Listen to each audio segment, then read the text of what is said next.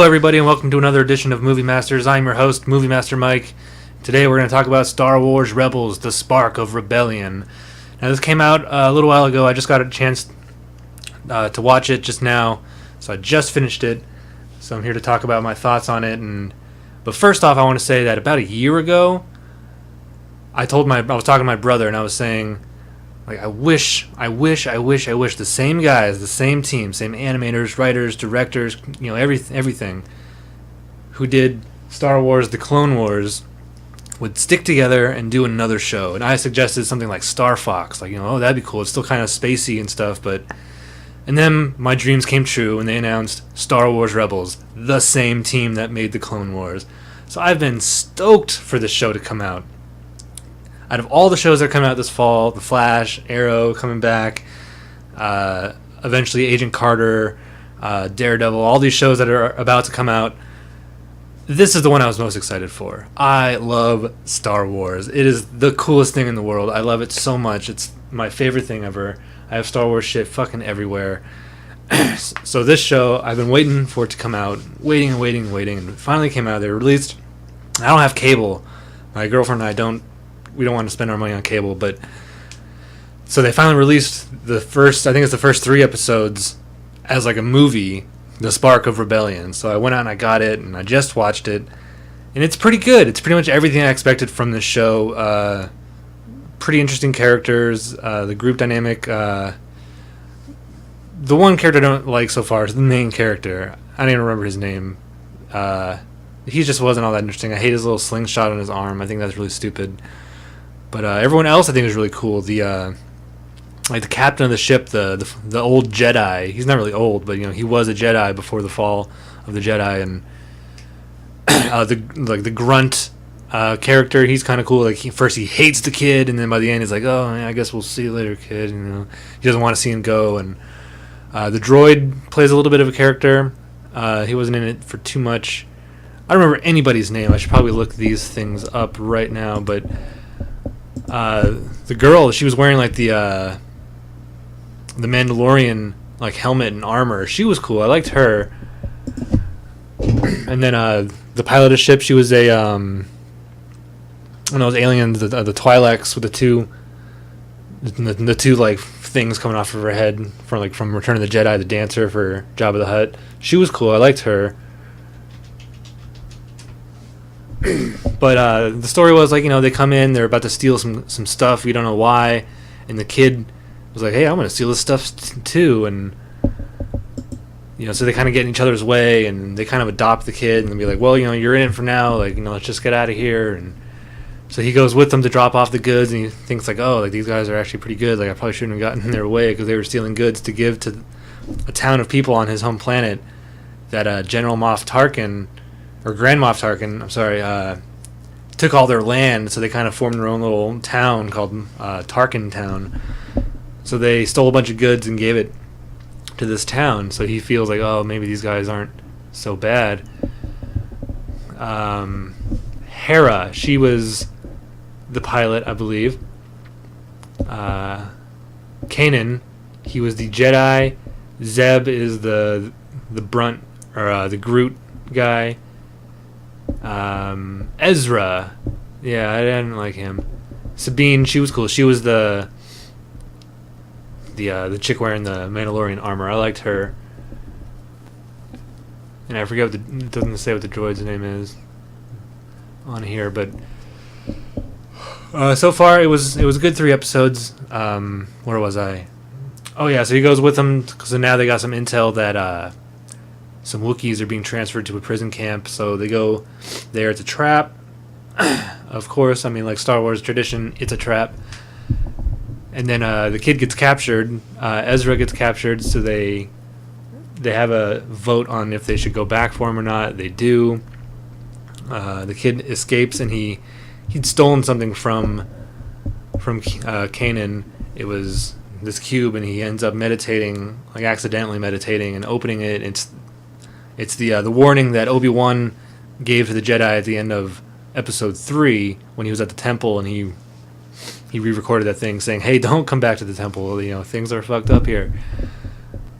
So at the end, Kanan Kanan reveals to the Empire that he's a Jedi, whips out his lightsaber, and then Ezra steals it, and they drop him off back home. And Kanan goes to get it back. He's like, hey, like, you know, you can keep my lightsaber, and it'll just become, you know, something that you have, like all this other crap that you have in your room.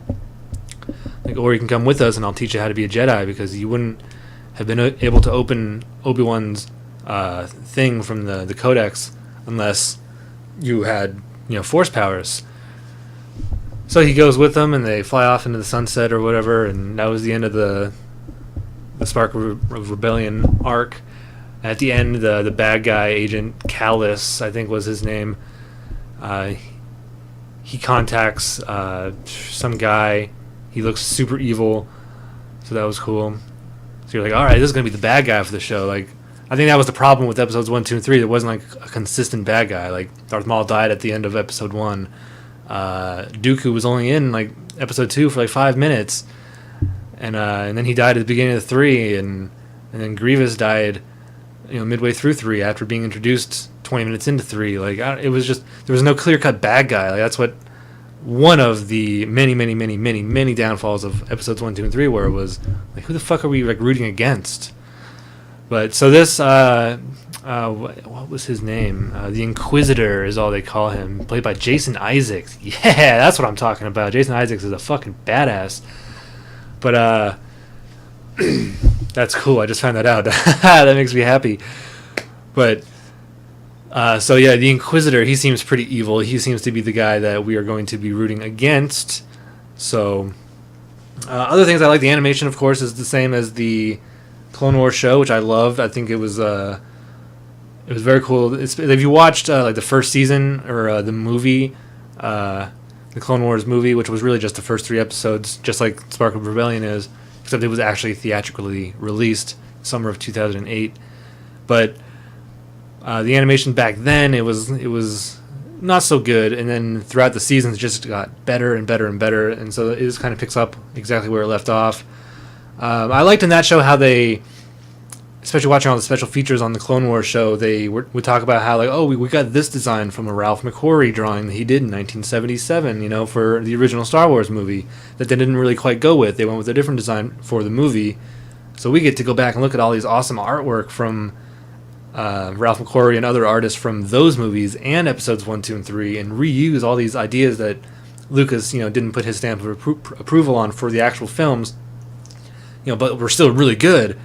So the witch, I forget her name in the Clone Wars, she was actually like one of the very first designs for Darth Maul. They ended up using her in the Clone Wars show, which is awesome. And that was a great thing about that show, is they could just pick and choose, because it was kind of like, you know, it was in the Clone Wars, so it had to look like episodes 1 and 2, but they could also throw in some other stuff like from A New Hope and stuff, because it was in the time of war, and they're going all over the galaxy that we didn't see. But this, because it's set after episode 3 and before episode 4, everything pretty much looks the way it looks in episode 4. The Star Destroyers don't look like Clone Wars Star Destroyers or episode 3 Star Destroyers. They look like Star Wars Star Destroyers, the ones that we know and love from the original trilogy. So things are looking pretty cut and dry as to the Empire looking like the Empire from Star Wars, Empire, and Return of the Jedi. So I'm not sure how it's going to go throughout the rest of the show of them using these designs from like episodes 1, 2, and 3, because that all stuff looks really too clean cut. And episodes 4, 5, and 6 were really like dirty and grimy, and things were falling apart, it seemed like. So I don't know how that's going to affect the show. I mean, of course they're going to do a great job. I have faith in these guys. I think it's Dave Filoni is the or was the supervising director of the Clone Wars.